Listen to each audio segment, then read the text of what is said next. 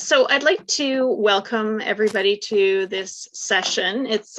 We think of it as an informal online chat where all of you can speak to each other about CELA service, which I know is new to most of you.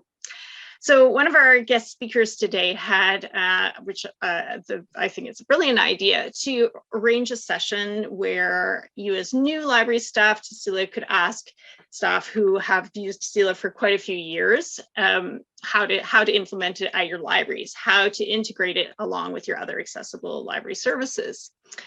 So I'm delighted that Jen Kendall, who's the director of Portage, the Prairie Regional Library, Carolyn Miner, who's the section head at Special Services at Winnepeg Public Library, and Paula Harrison, also at Winnepeg, who is the Special Services Librarian and Home Services Coordinator, could join and share their expertise.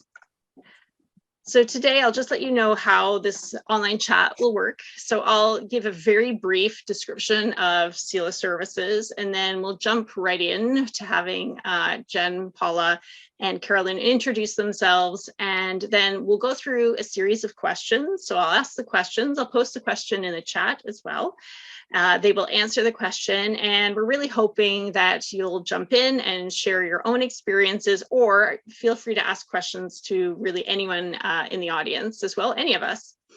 And then we'll go through those questions and wrap up, and I'll just give you some, just to let you know where you can find more information about CELA as well.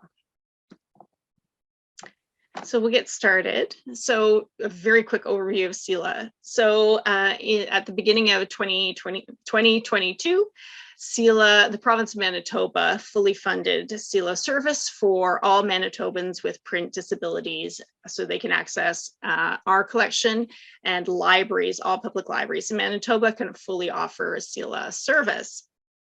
And what that means is that now anyone who has a print disability, so that means a learning disability, visual disability, or a physical disability where they can't hold a book or turn the pages of a book, can access CELA's collection, which includes over 1 million items. And so we were delighted, obviously, when this news came about. And we also heard from libraries that they were pleased that they were able to offer patrons a much, to increase essentially the number of titles that they have access to. So all Manitoba libraries, or in some cases it's the region, have a CELA account. And what that allows you to do is register patrons with print disabilities to borrow books from us as well. Access statistics, so you'll be able to see your own activity, so how many books you've borrowed through us from using your interlibrary loan account or deposit account if you have one, and also patron activity, how many books definitely that your patrons who are in your area obviously use CELA, and the formats that they use as well. And in addition, what you can do is you can promote CELA in your communities as well. So we've sent libraries their promotional materials, and we also hope that libraries will, through promotion, tell everyone that they can support reading programs through offering accessible formats. And we're especially delighted that we're able to acquire books for most of the reading programs or awards, like shortlists for the Giller Awards, that kind of thing, but also reading programs for children, so that kids can equally participate in a reading program and read alongside their peers who prefer to read in print. So, and CELA offers training as well, so training like this, but usually once a month we offer a training program for libraries as well. Sometimes it's very general, and sometimes we offer a webinar on something very specific, like what is Braille, for example. So CELA officially was launched in early July, and I'm pleased to say that we've had already over 22 patrons sign up. And 2 libraries in the province have ordered deposit collections. So that's 2 more libraries that actually have CELA Daisy CDs on their shelves, so someone can walk in and borrow books. And we've heard about one library who have used their promotional materials at a wellness fair for seniors. So I think it's getting off to a great start. We realize it's a lot to learn, and so this is why we want to provide an opportunity like this where you can ask all of us questions on how to implement CELA alongside with your other accessible services. So on that note, I'm going to turn it over to our speakers to introduce themselves, and then we'll start with the questions.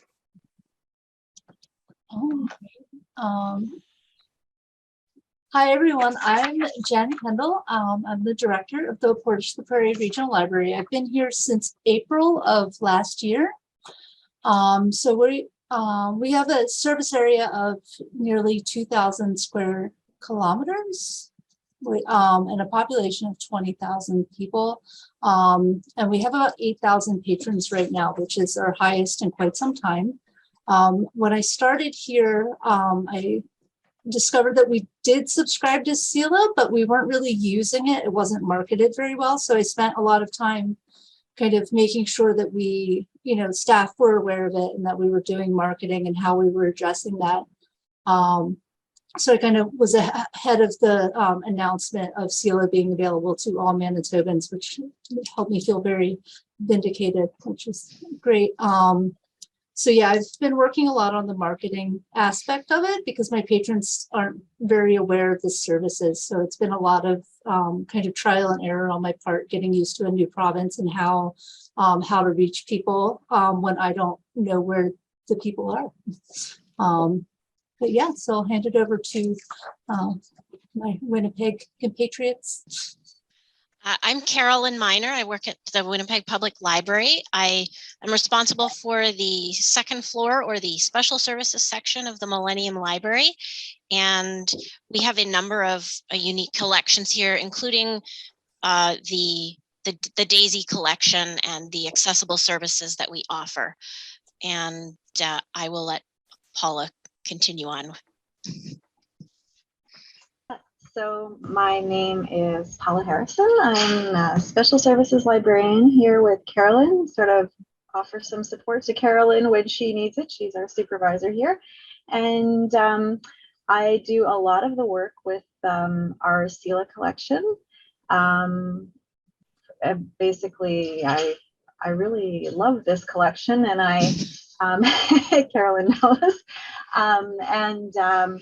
So yeah, I do all the ordering and the processing, and I really sort of push it on a lot of our customers, and I think they really like it as well.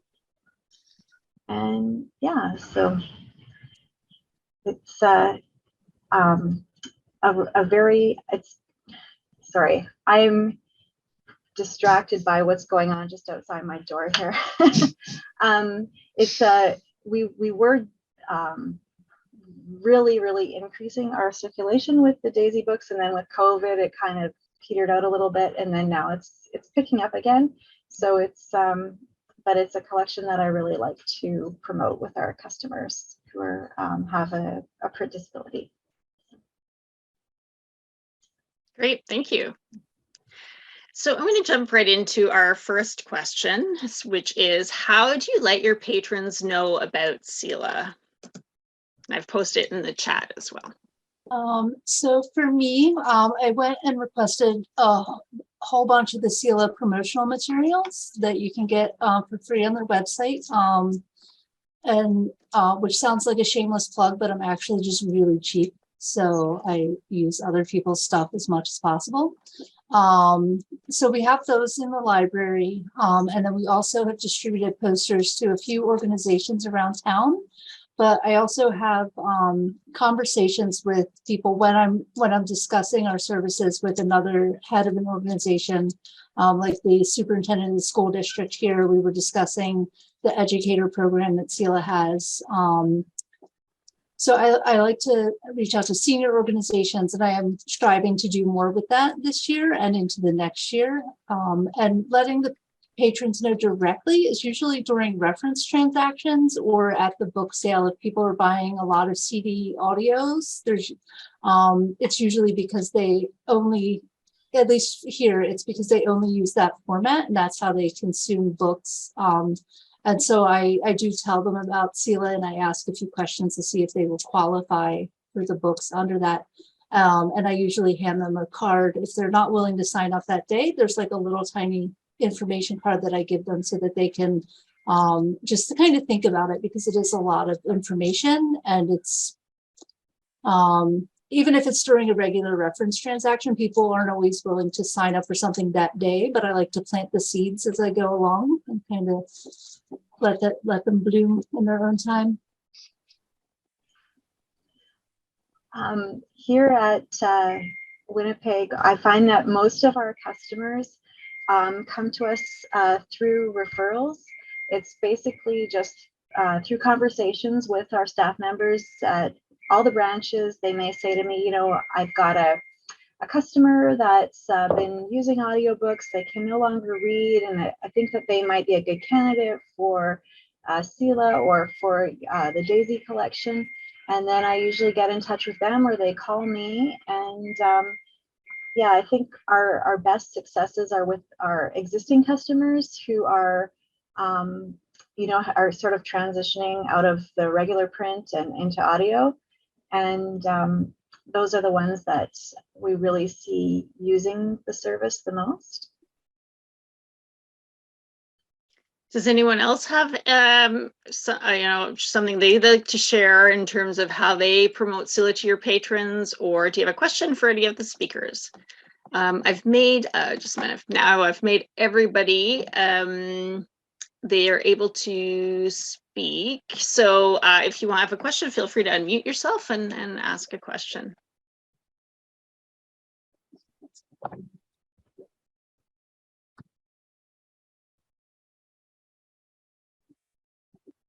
And I'll just wait in case somebody's put something, typing something in the chat as well.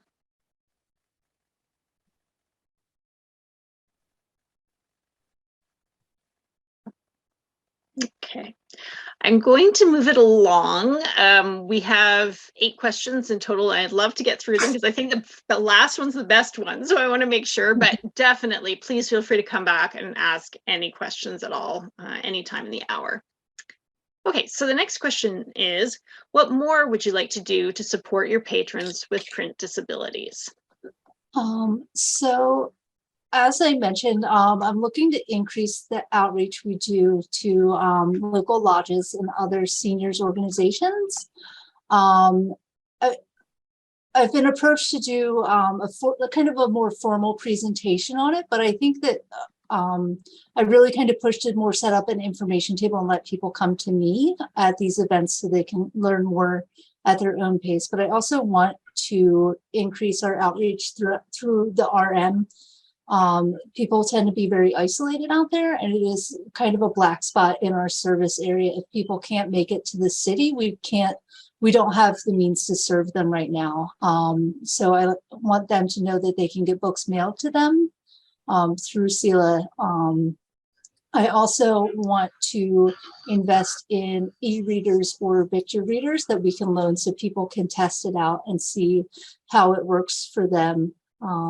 But again, we'll probably have to get a sponsor for that because they are a little pricey. You can find used ones online sometimes, as Rachel has mentioned, I think in past webinars, but I really want people to have as many opportunities to try different ways of having the books as possible, because they might, if they can use their cell phone to do it and use an app, they might not need the Daisy discs, but they need that practice and they need to be comfortable with it. So finding ways to help our patrons discover that in a safe environment is kind of one of my priorities over the next year and a half.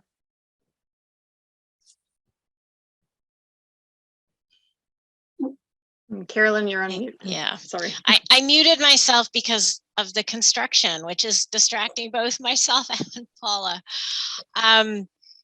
I think for me, the biggest gap that I find is not so much with the people who had vision loss later in life, but sort of with people who are aging out of the school system, because they do get a lot of support in the school system. But then when they leave, if they're not connected with the public library, they lose, I think that they lose access to reading material, and you know, for pleasure and for learning. And also I think they may end up paying for things that they don't need to pay for. So I've struggled to make connections with schools, and I mean, it's not with the schools per se, but with the students who are going to be leaving those schools when they graduate. That's a good point, actually, Carolyn. So Jen mentioned the Educator Access Program. What that means is that educators can get a CELA account of their own to support their patrons with print disabilities. And part of it is we hope that teachers will tell their students that they can also get individual accounts that are lifelong. So that would hopefully help to reduce that gap after they leave school. Great. Does anyone else have anything to add to that question? This is Lisa in Minnedosa. I do have a question, but I'm not quite sure where it fits in. Go ahead. We have been fortunate enough to, through donation, have 2 Victor readers. We have 2. Like, and I'm not sure what to do with them. Like, do you guys actually have your own readers? Do you lend them out? What do you have any ideas along that line? We do lend ours out, and I had a similar conversation last week with another library staff, and I sent some stuff. I sent the documentation that I had to her, just sort of like lending policies and promotional material, which we actually never ended up using. I realized because the demand was so high that we didn't have to promote it. We were like trying to like under promote it. So yes, we have been loaning them out with a fairly long loan period. And I'd be happy to, I mean, if you have like just a general question, I can answer that. Or if you just want specifics, I'll just put my email in the chat. At my previous job, we had several Victor readers that we would lend out, and then we had one slightly older model that we called, that was just, we used that as more of a display. So when people were doing outreach events, they could demonstrate it and just let people get familiar with it. But I think like we loaned them for 3 weeks with no renewals, and then patrons would have to bring it back and, you know, either check it out again or get back on the wait list. Okay, great, thanks. Mm-hmm. Great. Any other comments about reaching your patrons?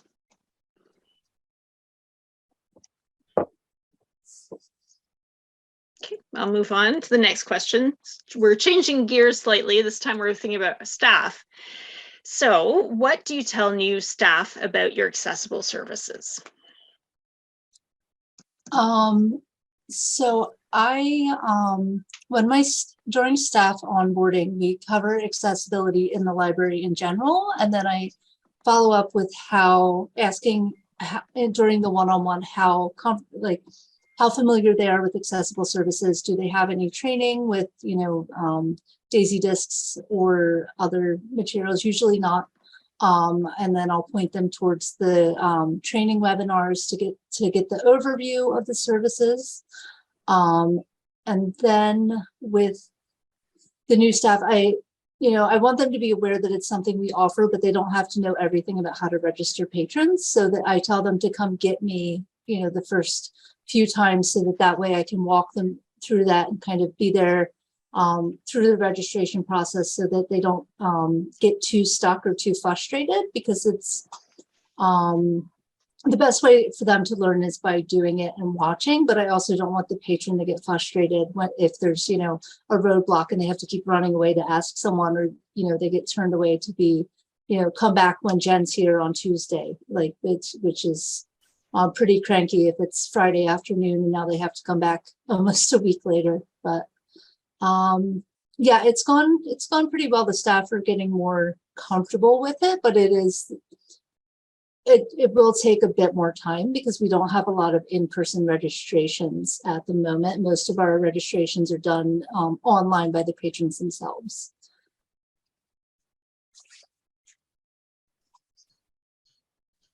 Okay. For me, it's really important for staff to know that they can do the registration themselves. There shouldn't be any barriers to access. There is no required proof of disability in order to use a CELA service. It's based on a self-declaration. So all they need is to explain what a print disability is and to take the declaration, take the statement of the customer at face value. Also that there is no, CELA is not checking our borrower records to see what kind of card they have. They're not checking to see if they have an expired card or if they owe money. It's basically just, do they have a library card? So we are not gatekeeping access to the service. We're basically just pointing people to the service and saying, here it is. And helping them fill out the form. Maybe they need someone, maybe they don't know how to use accessible technology and they just need someone to scribe for them. That's all that we're doing, really. It is nice to have staff do it themselves for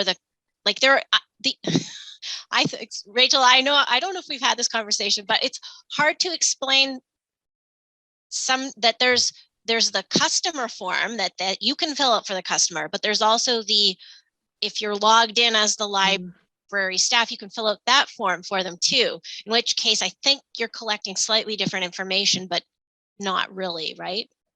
Not really. The fields are the same. I would encourage the login library one because they get their account number instantly by email, basically, like within minutes. Whereas if it's a self-registration, we have to make sure that the card number they provide matches the library card numbers that we get from libraries. So there's a delay. It's more like a 24-hour approval process, where if it's from a library, it's instant, because you issue cards from your own libraries, right? So yeah, so we do. And the other benefit too is that you can fill in some fields in the library form, and go away and come back if you needed to. But that's not an option for self-registration. It has to go through it all in one go. Okay. Yeah, that's it's funny that we're having this conversation now, because I usually just end up using if I'm helping someone over the phone, I can never find the account number. I'm pretty sure Paula is always logged into the account because she's ordering things and I'm not. And I know staff at the desk definitely can't remember that login. So that's why I was always doing it the other way. Anyways. So maybe the question is, how do you share the login with staff? Maybe I sort of assume libraries are putting it on an intranet site or a binder at the computer or something like that. When I did it in Alberta, I made like a little one-pager document, but it seriously had like CELA username, CELA password, and then the NELs to keep at the front desk, which is not very secure, but it was the only way for some libraries. If they had more than a handful of staff, that was the only way they could efficiently manage their print disabled services, because it was I can never find the account number either. That's why I maintain my expert status, so I can just save it on my computer and never have to actually look for it, because I'd be lost. Okay. So there's some good tips and tricks for all of us here, right?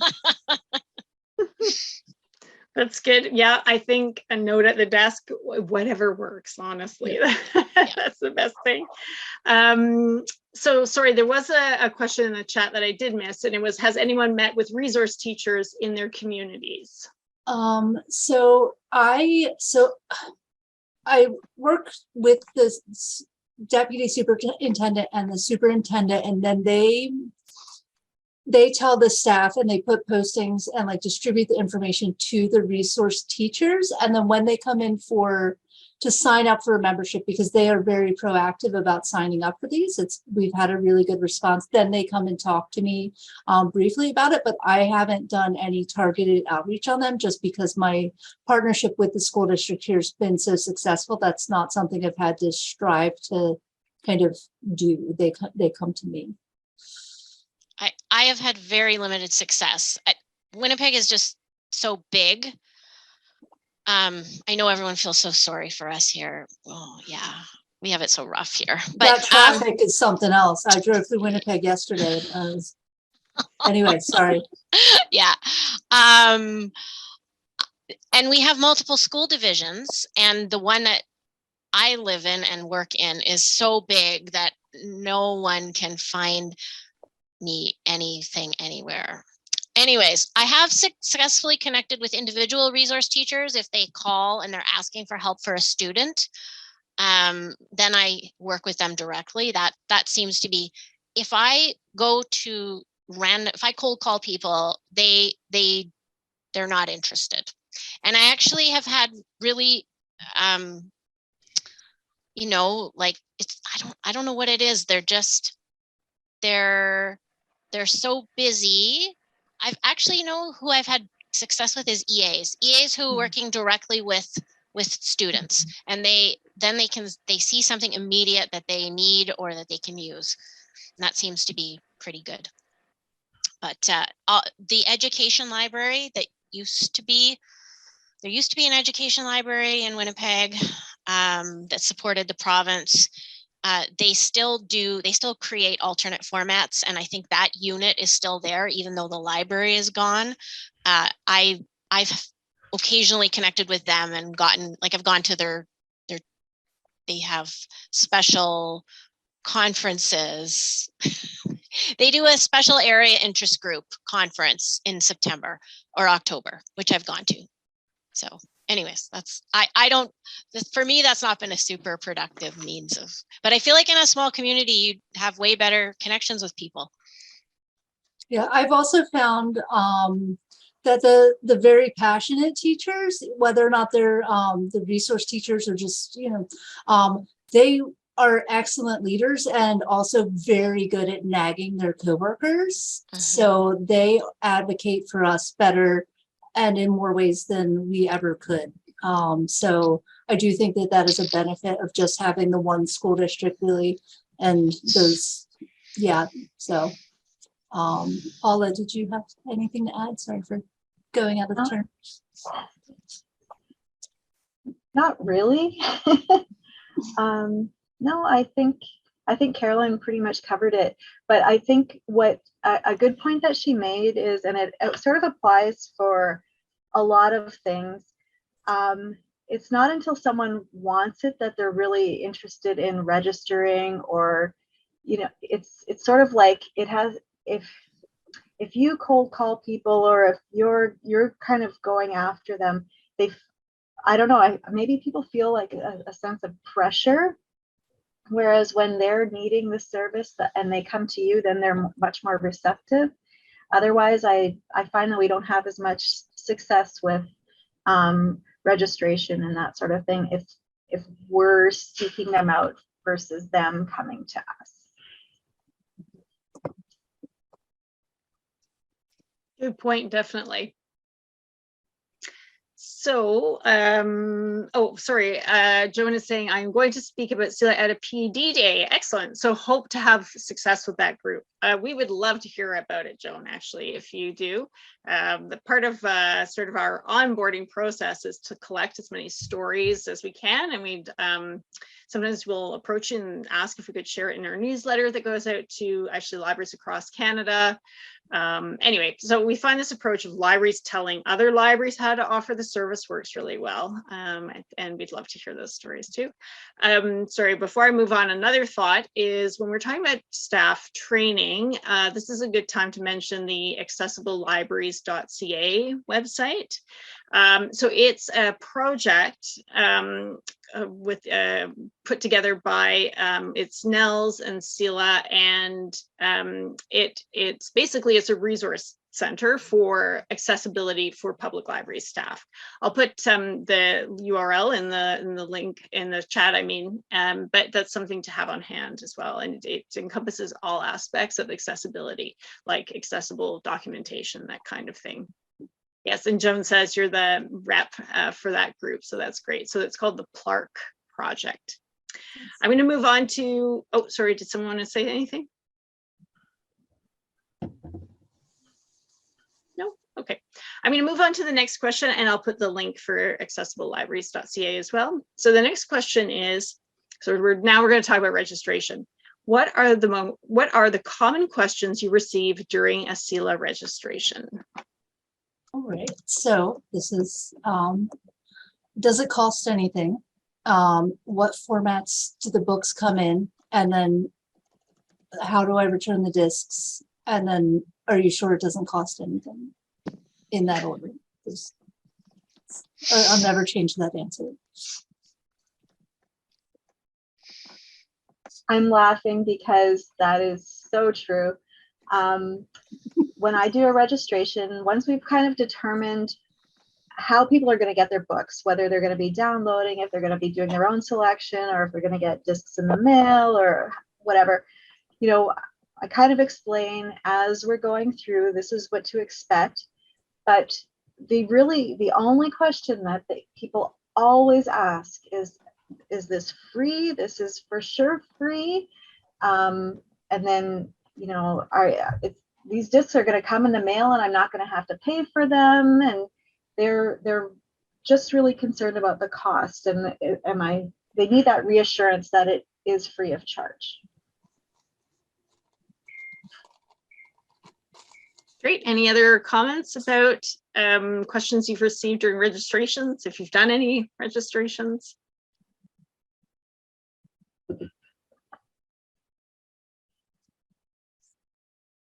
I'm just watching the chat in case there's anything that comes in.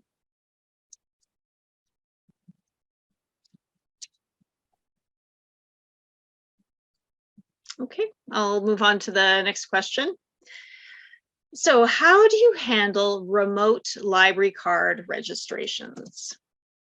All right, so if they're not registered for CELA yet, we try to get them to come in. Usually people call over the phone and ask if they've heard about it and this is something they're interested in. So we try to see if they can come in to the library. If that's not possible and it's a family member or other caregiver kind of signing them up, we do verify. We will call the patron and make sure that they understand that someone is there trying to sign them up for a library membership to get this service. Were they aware of that? Do they want this person to pick up the books checked out and like go through kind of that list and the different ways we let people pick up books for other people. And then if they're just using CELA and other e-materials, then we'll make it a digital only membership so people can't check out other, like not anything that's not a DAISY disc essentially on the account, just to make sure there's no overdue fees or anything like that, because that can be, those can pile up pretty quickly for some of our patrons. But if they're referred to us by CELA or CNIB, then we'll create the account in advance for when the patron comes in, and then they can pick up the card, or their family member will come pick up the card, and that way it's a much smoother process. And we'll make sure that they have kind of a rundown of how to contact CELA and tell them what books that they do want, if that's information we don't have already. So if they like Westerns, or if they want, you know, specific authors, how they can get a hold of those. And, you know, if the caregiver has time, we'll go through the website. The only exception to that is if it's a paid caregiver, if it's someone who's there as part of their job, and the person doesn't, if they're trying to sign up for the person, I'll point them towards the caregiver account so that it's not signing things out under that patron's name. It is a separate account, but Yeah, it's usually pretty simple. It just takes a few phone calls, but we do have most of our people who will call in aren't able to come into the city. They're usually just out somewhere in the RN and they will not come to town. Someone does the grocery shopping for them. So we kind of stretch, you know, how we do things just to make it as easy as possible for them. So here, our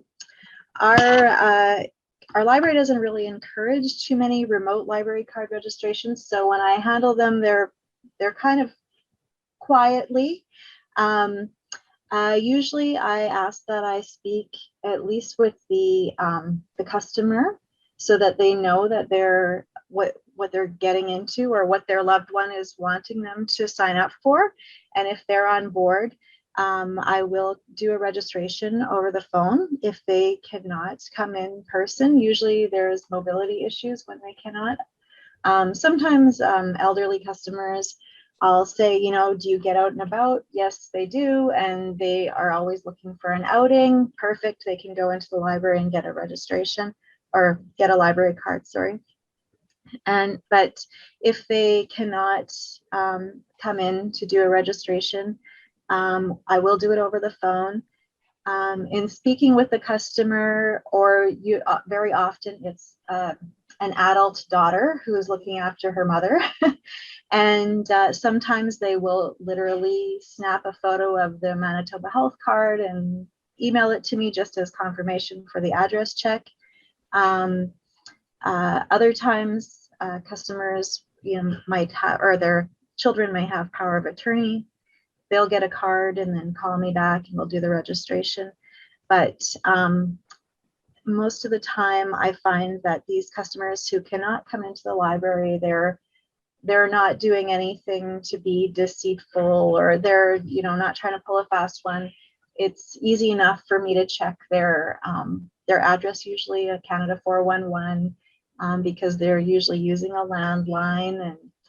And so I've never really had any trouble issuing a card remotely. And then I will send them a card in the mail if with a message saying that, you know, you got this card as part of your CELA registration and keep it in a safe place. I usually, we don't have the same kinds of cards as Jen does.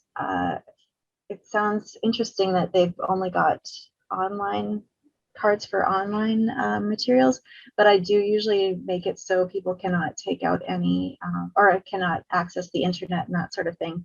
So if the card is ever lost or stolen, then, you know, shouldn't have other people using it. But I do encourage them to keep it in a safe place. Yeah, we do.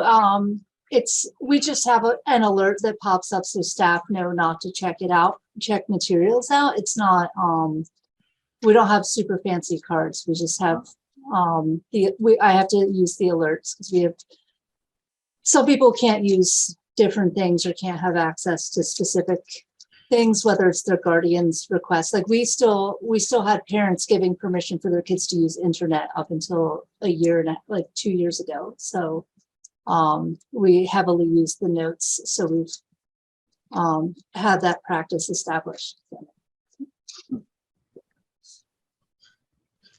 And how about anyone else? How do you handle remote library card registrations?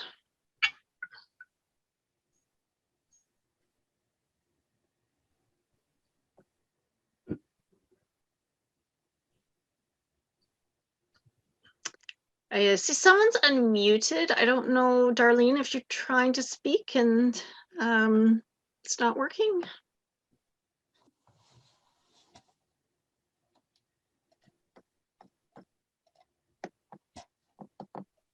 Just checking in the chat if there's anything.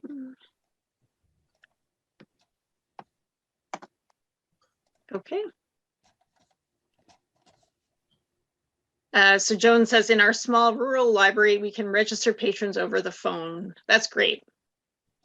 That makes it certainly easier for everybody. And as Paula said, sometimes there are big barriers to coming into the library, especially if you have a disability.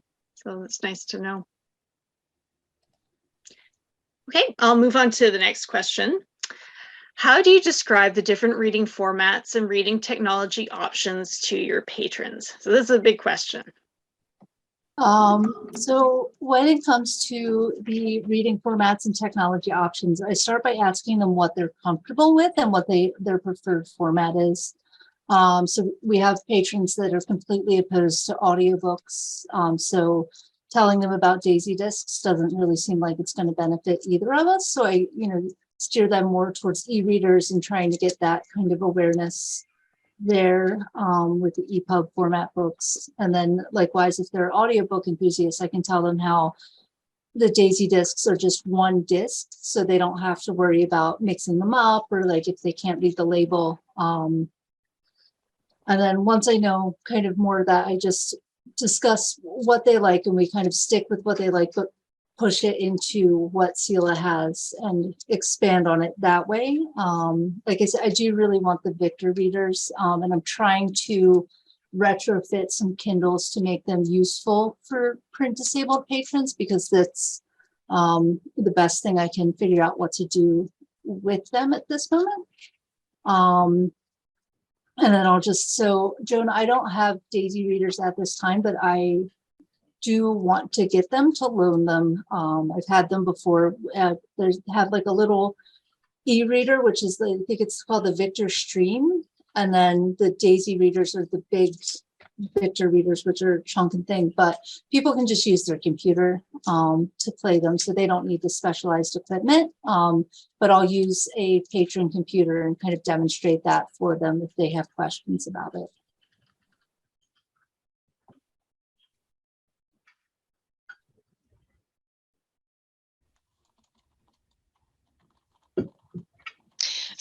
Someone else asked that earlier too, that and I volunteered to send you, or I put my email in the chat. If you want to email me, I can send you we did develop some like circulation policies for our Daisy players. So but to go back to the question, just to reiterate what Jen said, that you need to start by asking them what kind of technology they currently have in their house. Do they have a CD player?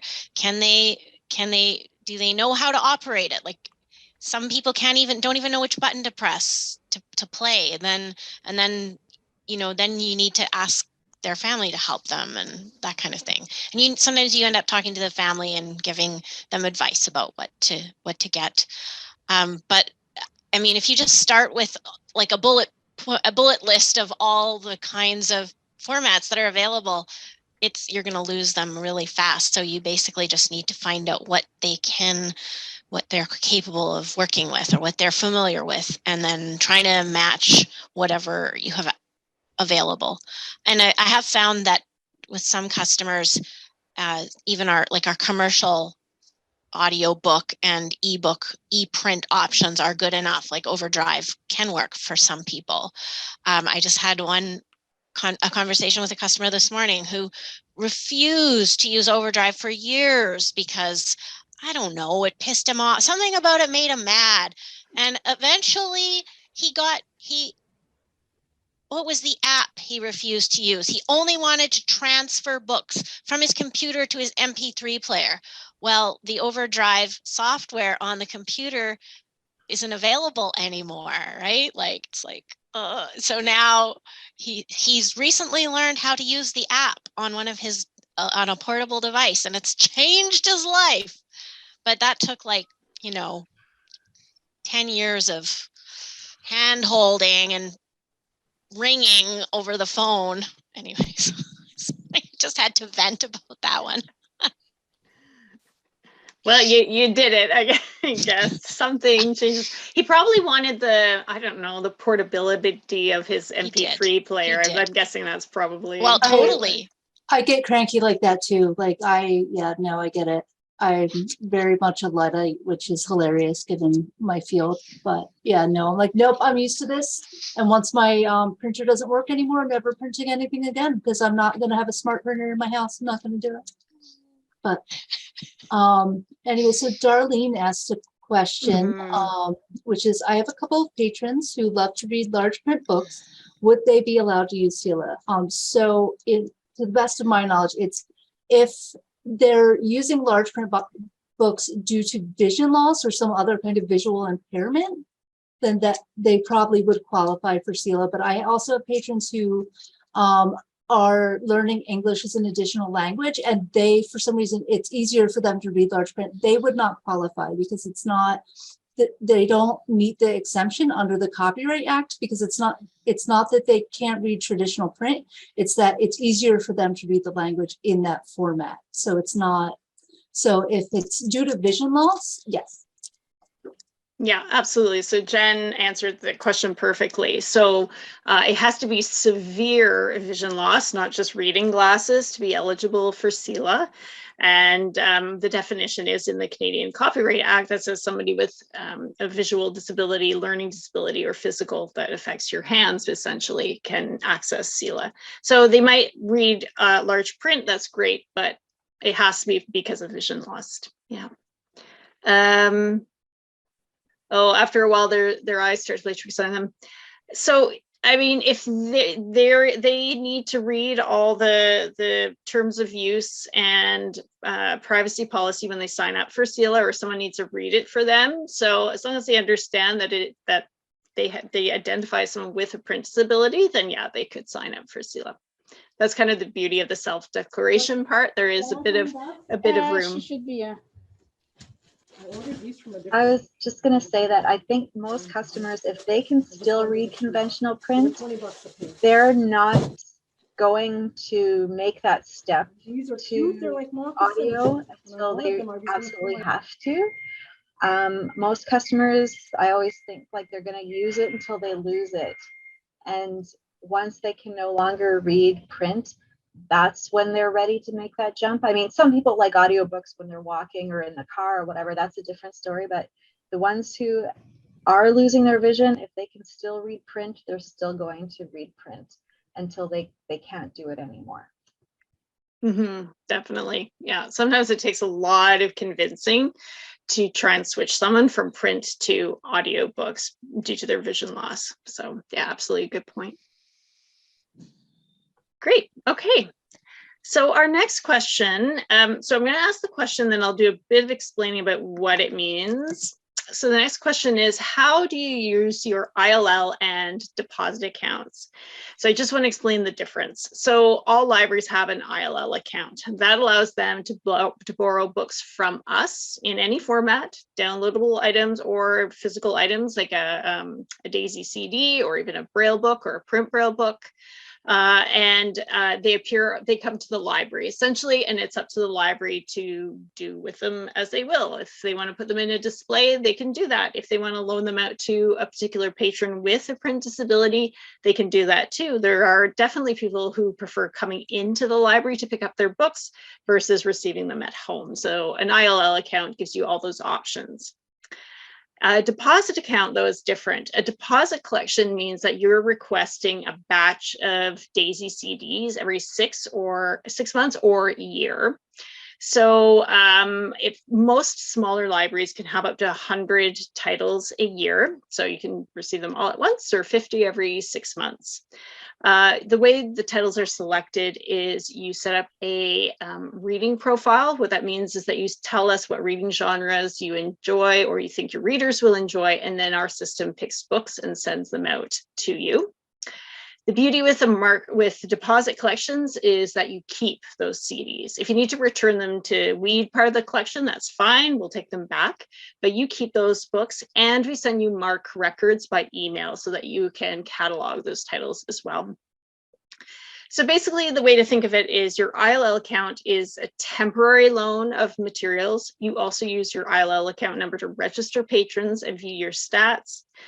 Deposit account is the one that's only CDs. They come in batches to your library and you can catalog them. Okay, after all that, I'm gonna let do the others speak to that? So how do you use your ILL and deposit accounts? So we're still at a point where we're only using the deposit account. We haven't had any demand that would require me to use the ILL account. We used to have a deposit account years ago, but I restarted it 6 months ago. We do catalog them, but we keep them, I forgot my giant binder. So we keep them in the giant CD cases like the really cool teenagers had in 1994. And then they're sorted by genre. So there's nonfiction, Western, French, romance, and then they're alphabetized within the genres. And we have a little, like a note card in the back so that when we add new titles, we can just re-alphabetize them. And it's not this constant resorting. We wanted to make it as easy as possible. And when patrons want to borrow them, we have cases that we put the individual discs in so they don't get damaged. We don't send them with the whole binder. And let's see. Yeah, and so there's no loans on them, and it is an extended loan period. Our loan period's about 3 weeks, which is 3 weeks, which is standard. But we give them a longer period so they can, you know, use them as much as they want. And even then, there's no fines. We're not really attached to them, but it is nice to have them to show people so that they can, you know, look and see their favorite authors in this new format. So to kind of push them along into, you know, the service that they do need. But they maybe are hesitant. So here in Winnipeg, we use our deposit account a lot. Actually, we have a huge collection, and so our books are they're cataloged and processed. They're out on the shelf in DVD cases, and so if a customer were to come in, they could browse the collection. Although most of our customers are so visually impaired that we tend to do all the selecting for them, or we help them out with it. But those items are just like any other item in our collection. They're fully cataloged. The loan period for our Daisy books is 6 weeks, and it's restricted to only our customers who do have the print disability. But then we do use our ILL account sometimes.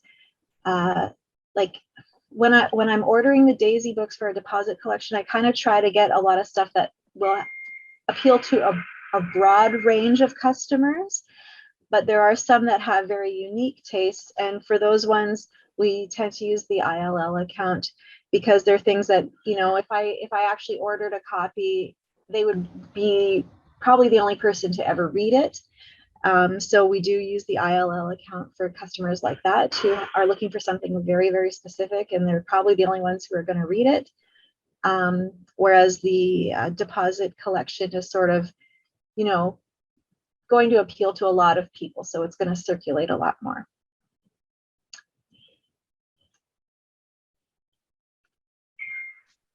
Any questions about using ILL or deposit accounts from anybody?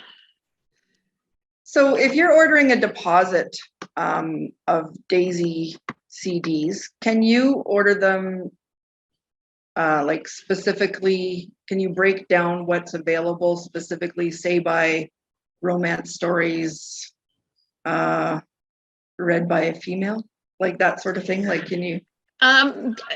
Not that specifically. You can choose genres. You can choose narrators, but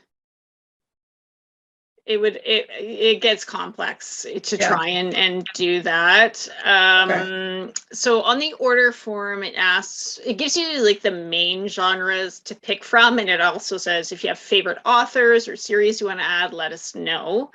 But if you go to the browse by categories section on our site, basically you can choose any of those categories and we'll start sending books to you based on those categories. Okay, perfect. Okay.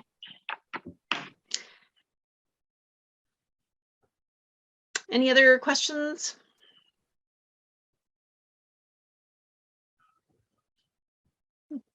No. Okay, so I'm going to move on to our last question. So here's the question. It's, what piece of advice would you give to libraries who are new to CELA? So in other words, knowing what you know now from your experience, what would you share? What would you do differently if you were starting CELA anew? So my advice is don't be afraid to ask for help.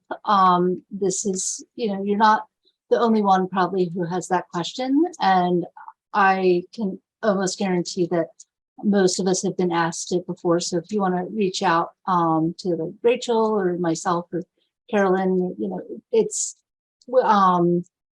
okay not to know things, and you can definitely ask. And I will say the other thing, which I mentioned in the last webinar, is if your staff are ordering either ILLs or deposit books, and they're doing it just to see what happens, Braille books are huge and take up a lot of space. So don't order like 4 Nora Roberts to see how big they are, because it'll be about 10 boxes of giant books, just so you know. So I'll get that curiosity out of the way for you now. They're gigantic and all consuming. Good advice. We appreciate that too. So we don't have to emboss all those books and send them to you. They're really cool, but they're gigantic.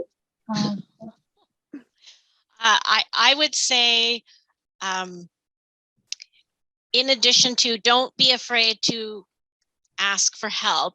Specifically, don't be afraid to call the 1-800 number on the CELA website, because everyone who answers that phone is amazing and will go bend over backwards to help you or explain something to you or do whatever it is you need to fix the problem that you didn't know you had or whatever, right? Like although I have to, you hid that number, Rachel. It used to be at the top and now it's at the bottom. You have to scroll all the way to the bottom.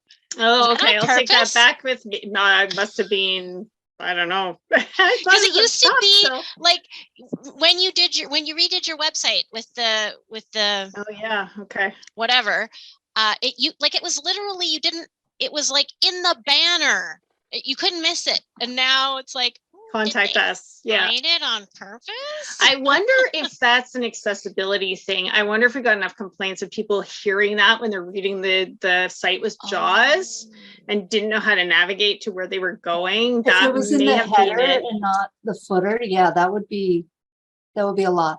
Okay, so for me as a sighted person, it was awesome, but yes, okay. Anyways, scroll to the bottom. I will bring that back with me. That's a good thing to know about. So definitely. Yeah, thanks. Anyone else have any questions? You've got, we're out of time. Doesn't matter. Yeah, any questions for Jen, Paula, or Carolyn about how to offer CELA? This is Lisa. I have one final question. I'd like to know if Caroline and Paula have been distracted by good-looking contractors. No. Just beep. No. Darn, I was my lights just you. came back on for you. Thanks, Lisa. It's good we have fun at these things. Yeah. Yeah, I love doing these chats. Every year we try and do a chat. Usually it's nationally, but yeah, they love the chats when we're talking to each other. It's great. Very good. So I'm going to conclude our session and thank you so much, Carolyn, Paula, and Jen, for speaking with us today and sharing all your expertise about CELA and your experiences as well. I just want to remind everybody that we do have a newsletter. It's called Open Book. The next issue should be going out, I think, tomorrow, or at least it'll be this week. It comes out at the end of every month. We have an edition for libraries and one for patrons. It's called Open Book or Open Book for Libraries, and we have it in French as well. And we put all our service announcements in there. So again, I encourage you to read those. And we do occasionally send individual emails to libraries as well. And we have a blog post and social media. So I hope you'll follow us. And thanks everyone for joining the session today. It's great having you.